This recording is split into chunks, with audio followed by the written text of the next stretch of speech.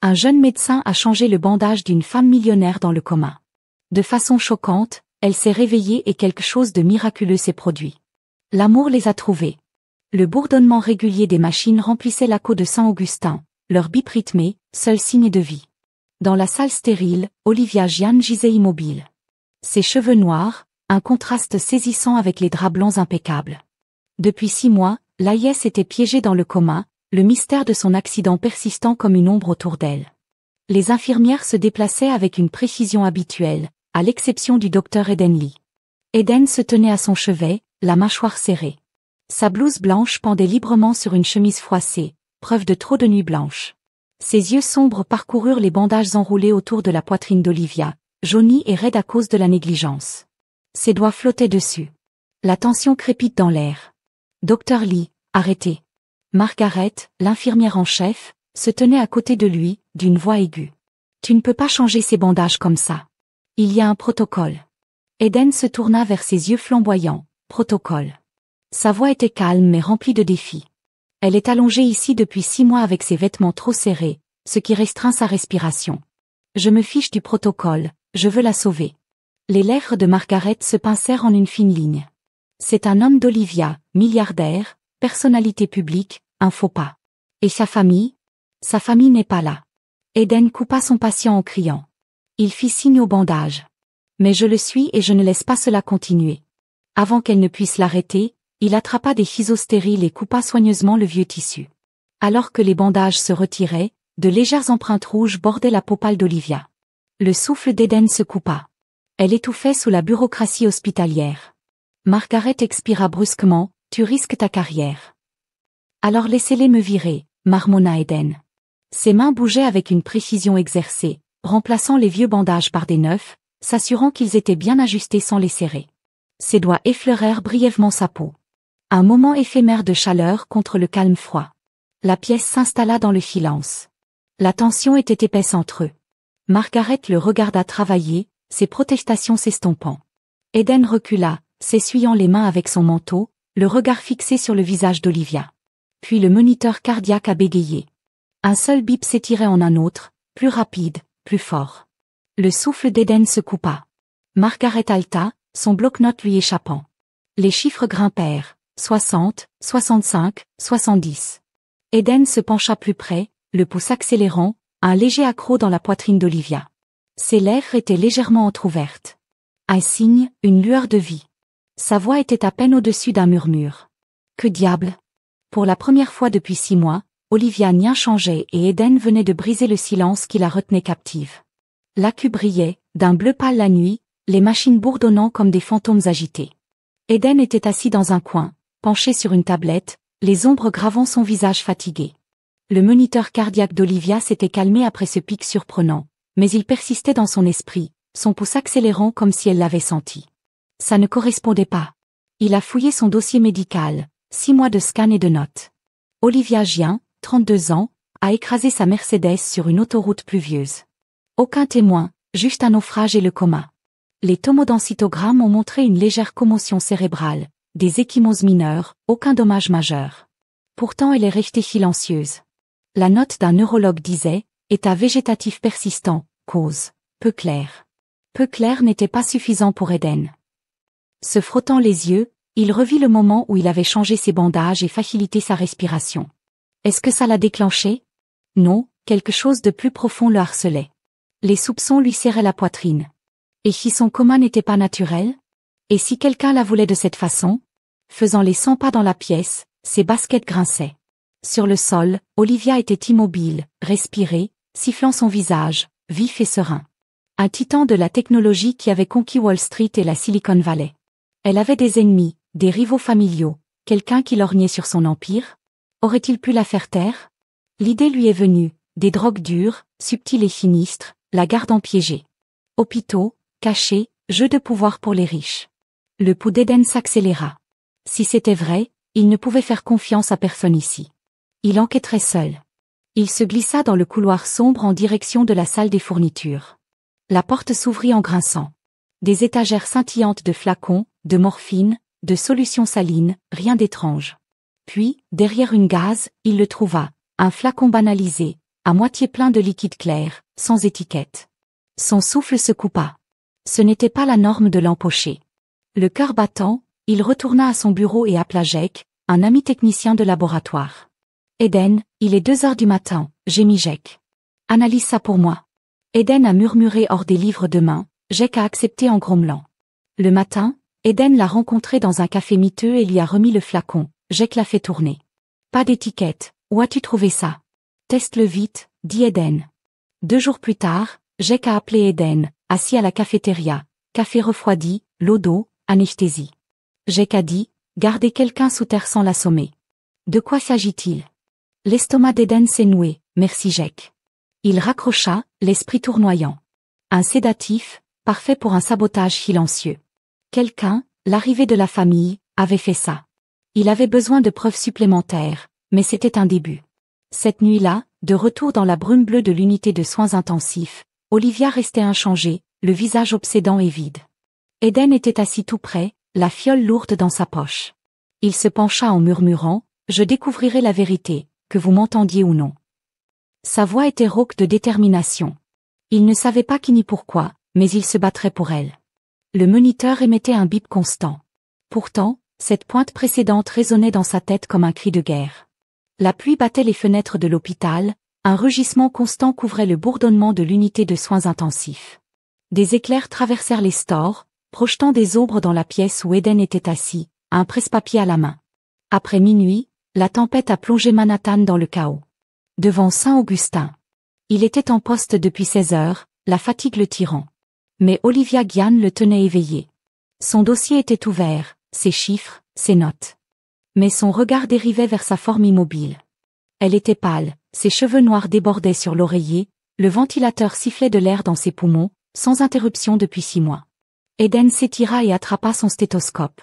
Contrôle de routine des signes vitaux, comme toujours. Il traversa la pièce, la tempête grondant faiblement, et pressa le stéthoscope contre sa poitrine.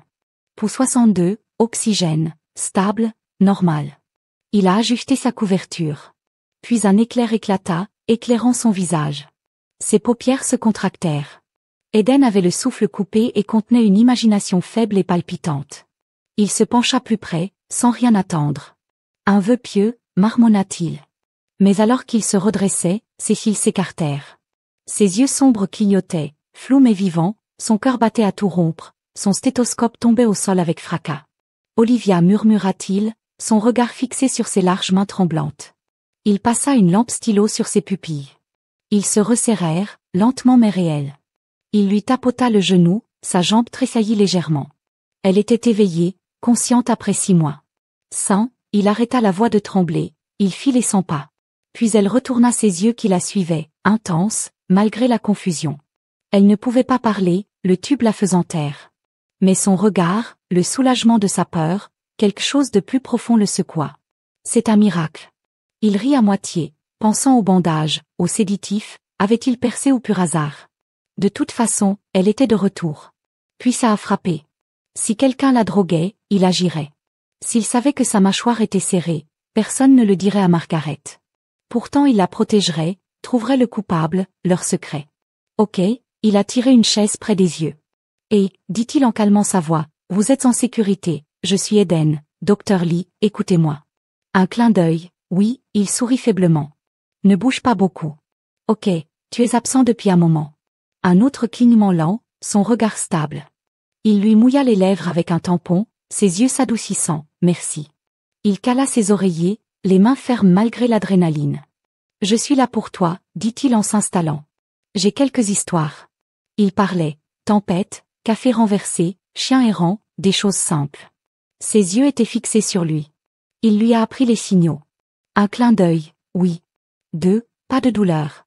2 clignements, fatigué, 1. Un rythme fragile grandissait.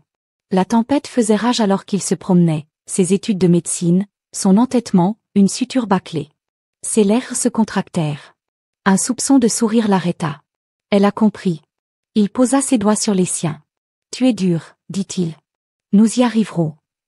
Ses doigts s'enroulèrent faiblement, saisissant les siens avec une confiance fragile mais féroce. Sa respiration se serra, sa gorge se serra. Il lui posa la main sous la pluie, martelant le monde en mouvement. Elle était réveillée et lui aussi. Les couloirs de l'hôpital bourdonnaient du chaos de midi. Les plateaux claquaient, les voix se chevauchaient dans une cacophonie d'urgence. Eden remarqua à peine sa concentration alors qu'il se dirigeait vers l'aile administrative, un dossier Manny caché sous le bras. La semaine dernière avait été un mélange de nuit tardive et de recherche furtive, reconstituant le puzzle du coma d'Olivia. Son réveil avait allumé un feu en lui et désormais tous les indices pointaient vers un seul nom, Daniel Nguyen. Le frère cadet d'Olivia était une silhouette élégante et polie d'une vingtaine d'années, tous costumes sur mesure et sourire calculé. En tant que frère unique, il était devenu célèbre après son accident, gérant son empire technologique tentaculaire avec une aisance qui avait irrité Eden. Plus il creusait, plus c'était laid. Daniel était allé trop souvent à l'hôpital, les visites étaient enregistrées à des heures indues, toujours seul. Puis il y avait l'ignoble que la séditité d'Eden avait trouvé. Ce n'était pas difficile de relier les points. Daniel avait la motivation, les moyens et l'ambition audacieuse de garder sa sœur à l'écart. La percée d'Eden s'est produite ce matin-là, où il avait gentiment convaincu un agent de sécurité de le laisser revoir les images d'IQ datant de plusieurs mois. Granuleux mais accablant. La vidéo montrait Daniel dans un couloir sombre en train de glisser un petit flacon à une infirmière à l'air nerveuse, Jenny, une femme calme qui faisait partie de la rotation d'Olivia. Le pouls d'Eden s'était accéléré alors qu'il regardait l'échange, la main de Daniel frappant l'épaule de Jenny comme un accord scellé. Quelques heures plus tard, il l'avait coincé dans l'enregistreur de la salle de repos caché dans sa poche. « Je ne voulais pas », avait balbutié Jenny, les yeux brillants. Il a dit que c'était juste pour l'aider à se reposer, qu'elle se réveillerait bientôt. Puis il m'a donné 5 000 $ pour que je me taise. Sa voix se brisa. Je ne savais pas que ça durerait aussi longtemps. Cette confession, associée aux images, était de l'or. Eden avait imprimé des images fixes de la vidéo, leur est inscrite et claire, et les a fourrées dans le dossier qui brûle maintenant contre son côté. Daniel n'était pas seulement négligent, il était un prédateur, droguant sa propre sœur pour lui voler l'œuvre de sa vie. Les poings d'Eden se serrèrent alors qu'il atteignait le salon exécutif où Daniel rencontrait les responsables de l'hôpital. Cela s'est terminé aujourd'hui. Il poussa les portes vitrées, la pièce tombant silencieuse alors que les têtes se tournaient. Daniel était assis au bout d'une table polie, son costume impeccable, une tasse de café à la main. Il leva les yeux, son sourire narquois s'effaçant pendant une fraction de seconde. Alors qu'il enregistrait l'approche d'Eden, « Dr Lee », dit Daniel d'une voix traînante, posant la tasse. « À quoi dois-je cette interruption ?» Eden a claqué le dossier sur la table, des papiers répandant des images fixes, la confession transcrite de Jenny. Ceci dit-il d'une voix basse et furieuse. « Vous l'avez empoisonnée, Daniel, la gardant dans ce coma pour que vous puissiez jouer au roi. Ou est-ce que tu cherches juste à attirer l'attention ?» Eden tapota les photos, son doigt pointant sur l'image granuleuse de Daniel.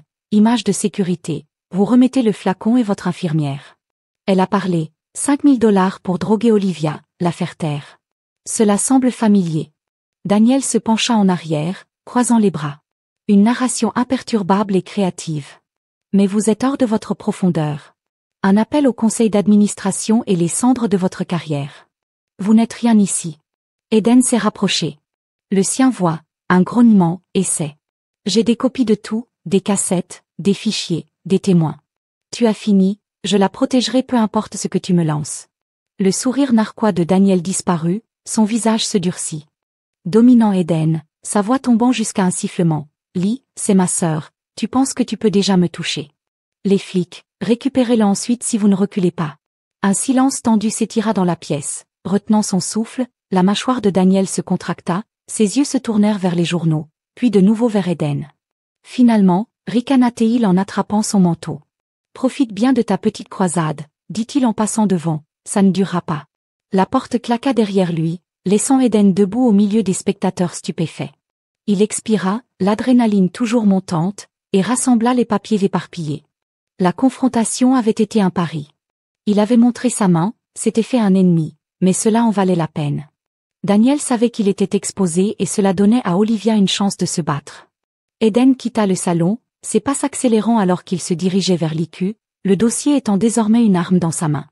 La tempête d'il y a quelques jours s'était dissipée, la lumière du soleil pénétrant à travers les fenêtres. Alors qu'il entrait dans la chambre d'Olivia. Elle était allongée là, les yeux fermés, sa respiration régulière grâce au ventilateur. Eden rapprocha la chaise, le dossier posé sur ses genoux. Il se pencha, sa voix douce mais ferme. « Je ne les laisserai plus te faire de mal », dit-il, sa main effleurant la sienne. Ses doigts ne bougèrent pas, mais il sentit sa présence, fragile mais féroce, alimenter sa détermination. Daniel pourrait riposter, mais Eden était prêt. C'était la guerre maintenant et il la gagnerait. Pour elle, le cul ressemblait désormais moins à une prison, ses murs stériles adoucis par la brume dorée du soleil de fin d'après-midi se répandant à travers les stores. Le lit d'Olivia Nien était incliné, le ventilateur avait disparu, remplacé par une canule nasale qui murmurait de l'oxygène dans ses poumons. Elle était éveillée depuis une semaine. Son rétablissement, une lente exploration du bord de l'oubli. Eden Lee se tenait à ses côtés, un bloc-notes à la main, mais il ne se concentrait pas sur les chiffres, mais sur elle. Ses yeux sombres, autrefois voilés, maintenant éclairés par une clarté fragile, et sa voix, bien que rauque et faible, avait commencé à briser l'eau du silence.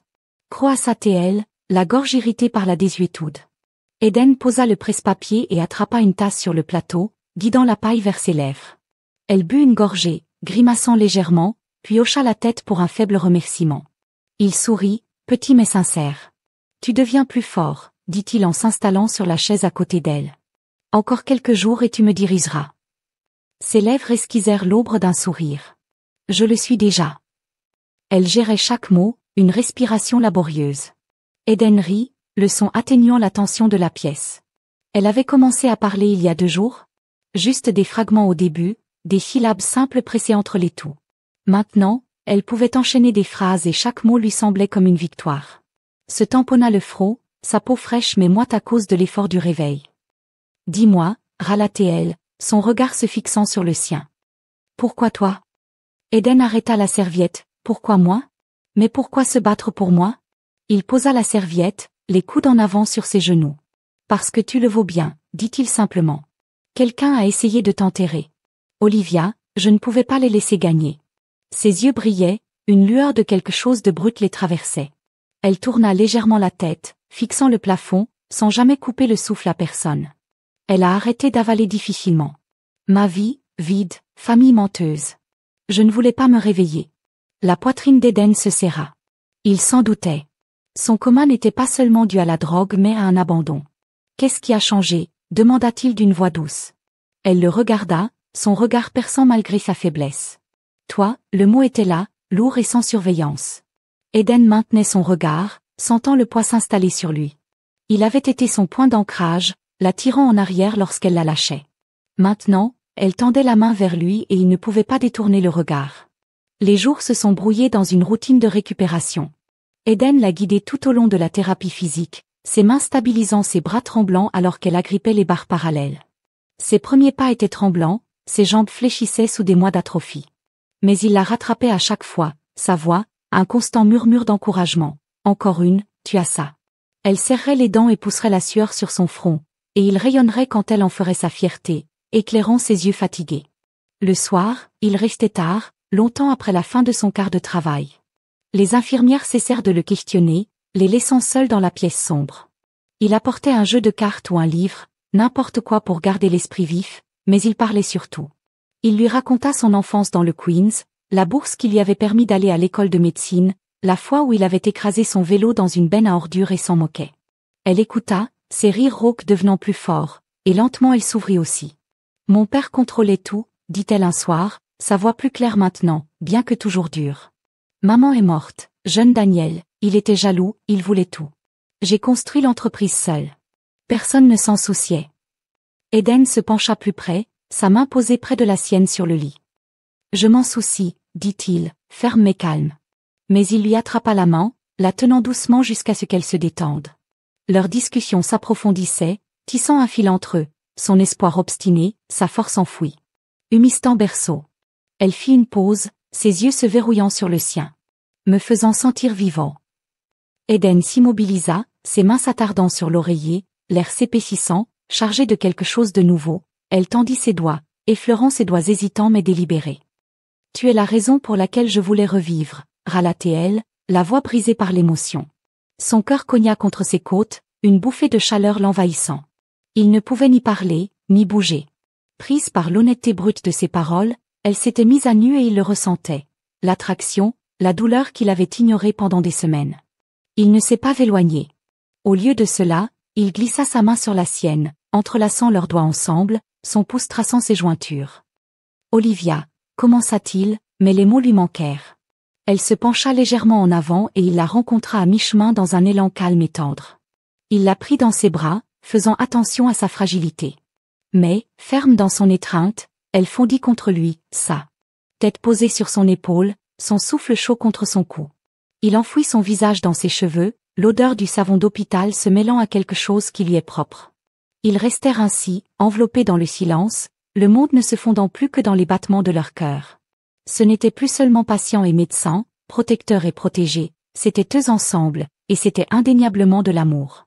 Les marches du palais de justice brillaient sous la lumière crue des flashs des appareils photos, un essaim de journalistes bourdonnant comme des mouches alors qu'Olivia Nuan descendait sa foulée, stable, malgré la canne à la main. Après 3 semaines sans QI, elle n'était plus que l'ombre d'elle-même, plus mince et plus pâle, mais ses yeux brûlaient d'un feu. Eden le savait bien. À côté d'elle, il suivait le pas. Sa mâchoire a placé le dossier de preuve en manille, désormais une arme légale, entre les mains de leur avocate, Rachel Kim. Aujourd'hui, ils descendent Daniel brique par brique.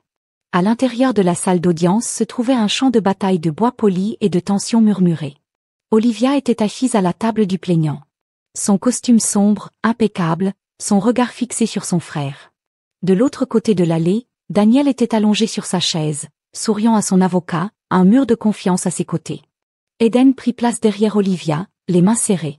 Chaque nerf enseigné. Rachel se leva, sa voix traversant la pièce alors qu'elle présentait l'affaire. Tentative de meurtre, fraude, complot visant à voler l'empire d'Olivia. Les images de sécurité diffusées sur un écran. La silhouette sombre de Daniel, indubitable, alors qu'il tendait le flacon à Jenny. Suivit la confession enregistrée de l'infirmière, sa voix tremblante mais claire. Le sourire narquois de Daniel s'effaça à mesure que les preuves s'accumulaient, son avocat se précipitant pour s'y opposer. La juge, une femme sévère aux cheveux argentés, se pencha en avant, les yeux plissés. Rachel a appelé Olivia à la barre et elle a levé sa canne en tapotant le sol. Son témoignage était cru. 6 mois perdus, la trahison de son frère, les drogues qu'il enchaînait pour faire taire la pièce pendaient à elle. À chaque mot, la poitrine d'Eden se gonflait de fierté. Quand elle a fini, l'avocat de Daniel a essayé de déformer les choses, prétendant que c'était du stress, qu'il s'agissait d'un malentendu. Mais le juge n'y croyait pas. Le gave claqua, récréation jusqu'à demain, dit-elle, et le regard de Daniel se tourna vers Eden. Un chaos extérieur venimeux a éclaté. Eden a protégé Olivia de la presse, la guidant vers une voiture qui l'attendait, mais il sentait le poids des yeux sur eux, les yeux de Daniel. Ils avaient gagné la journée, mais ce n'était pas fini. Cette nuit-là, Rachel a appelé pour lui annoncer que l'accusation réclamait une peine de prison.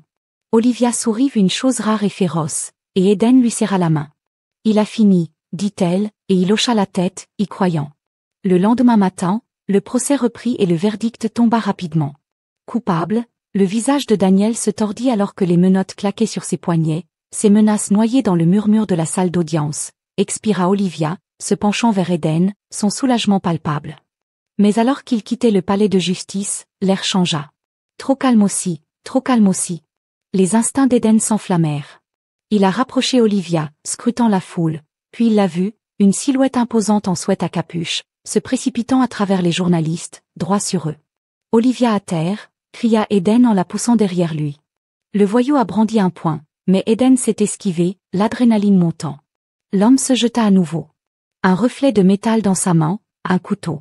Eden se jeta en avant, s'attaquant à l'attaquant, mais la douleur lui brûla le bras lorsque la lame l'effleura. Grogna-t-il, épinglant le poignet du voyou jusqu'à ce que la sécurité arrive en masse pour éloigner l'homme. Olivia crie, traverse le chaos, ses mains saisissent Eden alors qu'il recule, le sang trempant sa manche. Eden, cria-t-elle, la voix brisée. Il se força à sourire en serrant son bras. Je vais bien, juste une égratignure. Mais elle n'écoutait pas, ses doigts tremblants alors qu'elle pressait son foulard contre la plaie, le visage pâle de peur. La foule s'est séparée, les ambulanciers se sont précipités et bientôt ils étaient dans une ambulance, Olivia refusant de le quitter. Quelques heures plus tard, l'histoire a éclaté à la télévision nationale. Olivia était assise dans un studio, sa canne posée contre la chaise, la voix ferme face aux caméras. « Mon frère a essayé de me tuer », dit-elle sans broncher. « Il m'a droguée, volée. Mon entreprise a envoyé quelqu'un pour le terminer aujourd'hui. Mais je suis ici à cause d'un homme, le docteur Eden Lee. Il m'a sauvée et je reprends ce qui m'appartient. » Le présentateur hocha la tête, stupéfait alors qu'Olivia exposait la vérité. Son rétablissement, le complot de Daniel, le courage d'Eden. Au matin, le conseil d'administration de son entreprise avait rétabli son soutien public. Cette nuit-là, Eden gisait dans un lit d'hôpital à San Augustine, le bras bandé, une douleur sourde palpitant sous la gaze. La porte s'ouvrit en grinçant et Olivia enfila son costume, l'échangea contre un pull, les cheveux détachés. Elle portait un bac à eau, un torchon, une petite trousse de premier secours. « À ton tour », dit-elle, sa voix douce mais ferme, en la posant. Il haussa un sourcil. « Je suis le patient maintenant. » « Exactement. » Elle s'assit à côté de lui, trempant le tissu dans l'eau et essuyant doucement la sueur de son front. Son contact était prudent, respectueux, reflétant la façon dont il avait pris soin d'elle des semaines auparavant. « Tu m'avais fait peur. Je ne peux pas te perdre. » Eden lui prit la main, la tenant contre sa joue. « Tu ne le feras pas, » dit-il d'une voix rauque d'émotion. Le Penthouse brillait avec des fenêtres allant du sol au plafond, l'horizon de Manhattan s'étendant au-delà de la vitre comme une promesse scintillante.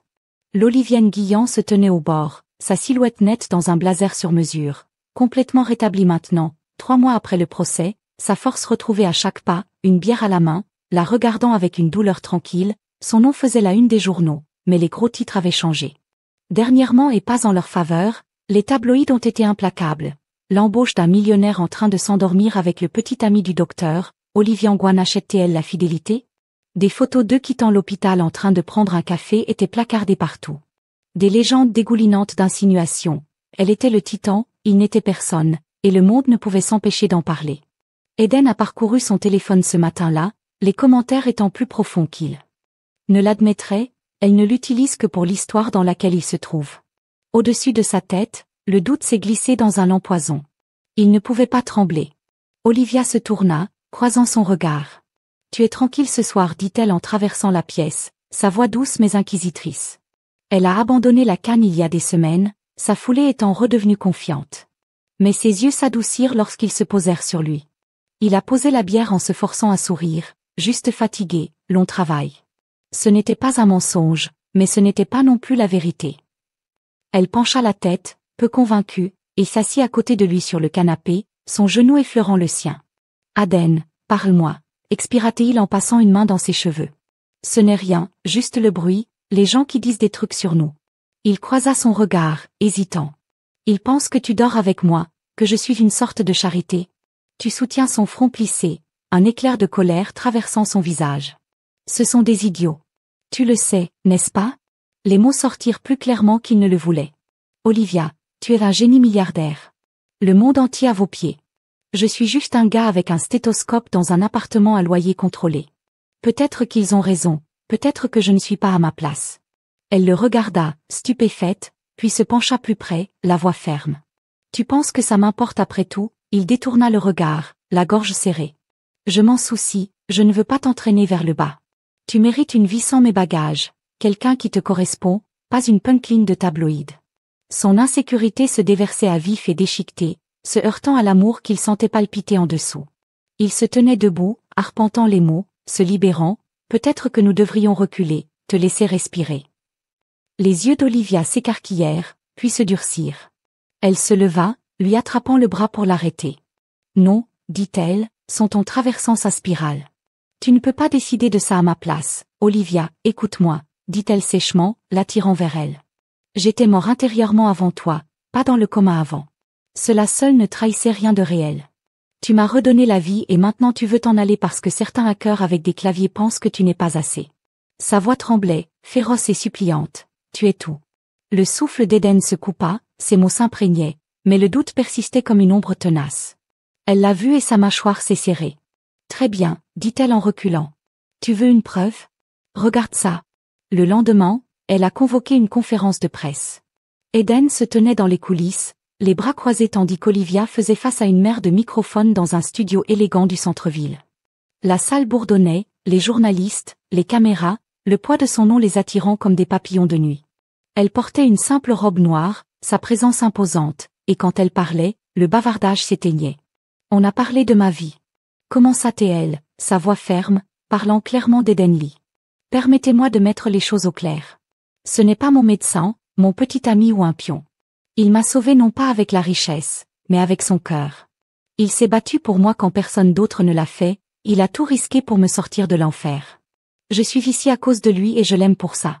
Elle arrêta ses yeux, trouvant ceux d'Eden à travers la foule. Alors écris ce que tu veux. Nous n'allons nulle part. La pièce éclata, des cris, des clics, des halètements, mais Eden l'entendit à peine. Ces mots le frappèrent comme un raz-de-marée, effaçant le bruit dans sa tête. Elle quitta la scène, ignorant le chaos, et se dirigea droit vers lui, son regard inébranlable. « Crois-moi maintenant. » demanda-t-elle plus doucement, un défi dans son sourire. Il la rapprocha, ses bras l'enroulant autour d'elle, le monde s'effaçant juste à eux. « Ouais » murmura-t-il dans ses cheveux, sa voix épaisse. « Je fais. » Elle pressa contre lui ses mains sur sa poitrine, et il sentit le changement, le doute remplacé par la certitude. Aimer plus fort que les critiques. Ils quittèrent le studio main dans la main, le rugissement de la ville, un bourdonnement lointain. Les réactions négatives s'estomperaient, les commérages se lasseraient, mais eux ne le feraient pas. Ils s'étaient engagés l'un envers l'autre, dans une vie au-dessus du bruit, et rien ne pourrait les briser. Maintenant, l'air transportait un léger parfum de printemps, d'arbres en fleurs et de terre fraîche. Alors qu'Eden Lee se tenait sous une simple arche en bois dans un parc de Brooklyn, les mains jointes nerveusement devant lui. 1 an s'était écoulé depuis la conférence de presse et maintenant, à 29 ans, il portait un costume gris uni, sans cravate, ses lunettes légèrement embuées par la brise. Devant lui, Olivia Nyan marchait dans une allée de fortune remplie de fleurs sauvages, sa robe blanche fluide et sans prétention, un sourire éclatant sur son visage. À 33 ans, elle rayonnait, ses cheveux noirs détachés, aucune trace des époques qu'elle avait été, juste une femme amoureuse. La cérémonie était petite, intime, 20 invités, pour la plupart des amis de l'école de médecine d'Eden et quelques fidèles membres du personnel de Sainte-Augustine. Pas de caméra, pas de fanfare, juste le bruissement des feuilles et la voix efficace et douce. Ils ont échangé leurs vœux. Ils avaient eux-mêmes écrit la voix d'Eden, captivante alors qu'ils promettaient de la soutenir à travers les tempêtes et le silence. Olivia, ferme comme elle l'a juré, de construire une vie non pas de richesse mais de nous. Quand ils s'embrassaient, les applaudissements étaient doux, sincères, une acclamation silencieuse pour un amour dur. Ensuite, ils ne sont pas partis pour une somptueuse lune de miel. Olivia avait d'autres projets. 2 semaines plus tard, elle était assise dans son bureau et signait des papiers qui dissolvaient la majeure partie de sa fortune. Des milliards ont été canalisés vers des œuvres caritatives pour l'éducation, les soins de santé et les refuges pour femmes. Les tabloïds ont qualifié cela de folie. Elle appelait cela la liberté. Elle en gardait de quoi vivre confortablement. Mais l'empire qu'elle avait bâti n'était plus sa cage. Eden la regarda signer le dernier document, la main sur son épaule, la fierté gonflée dans sa poitrine. « Tu es sûr de ça ?» a-t-il demandé à moitié taquin.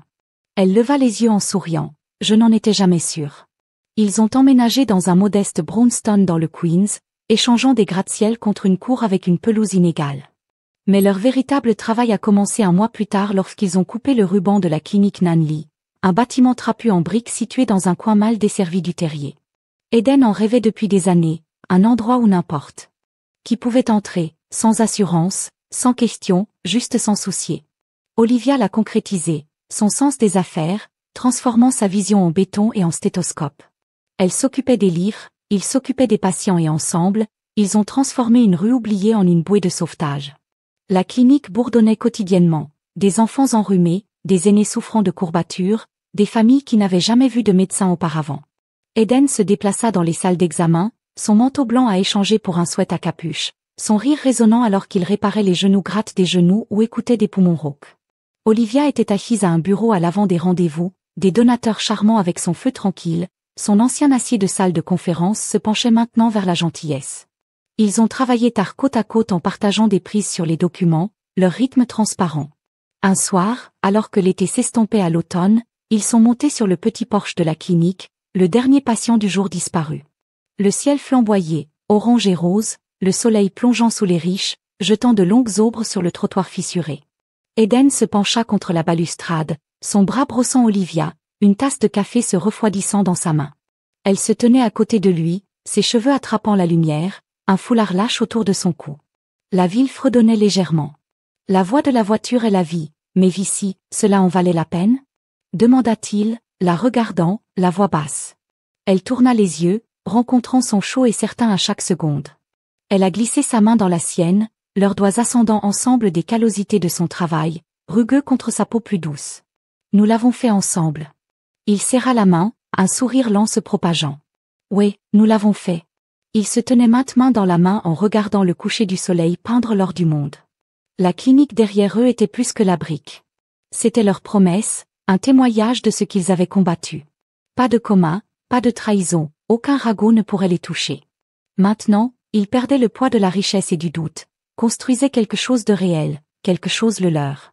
L'horizon s'étenda largement, sans fin, et tandis que la dernière lumière s'estompait, Eden la rapprocha, la tête reposant contre sa poitrine. L'amour les avait transportés ici, passé tous les obstacles, et cela les porterait ininterrompus dans tout ce qui est venu ensuite. Le soleil plongeait sous l'horizon, laissant une douce lueur sur le porche de la Niangeli clinique où se tenaient Eden et Olivia, leurs mains encore enlacées. Le monde qu'ils avaient construit n'était pas seulement un endroit, c'était un rythme cardiaque, un témoignage du pouvoir tranquille de Love sur le chaos et la cupidité. D'une nuit orageuse dans l'IU à ce crépuscule doré, leur voyage avait tissé une histoire de courage, de confiance et d'un lien qu'aucune force ne pouvait se briser. Alors que les étoiles commençaient à piquer le ciel, elles se retournèrent à l'intérieur, prêtes pour la patience de demain, leur amour, une lumière qui ne s'estomperait jamais. Si l'histoire d'Eden et d'Olivia vous a ému, comment le défi d'un jeune médecin a déclenché un miracle, comment un millionnaire a retrouvé son âme à ses soins, alors ne manquez pas plus d'histoires comme celle-ci. Abonnez-vous à la chaîne Soul Singing Stories, où chaque histoire tire sur votre cœur et vous laisse croire en l'extraordinaire. Appuyez sur ce bouton d'abonnement maintenant et rejoignez-nous pour le prochain voyage inoubliable.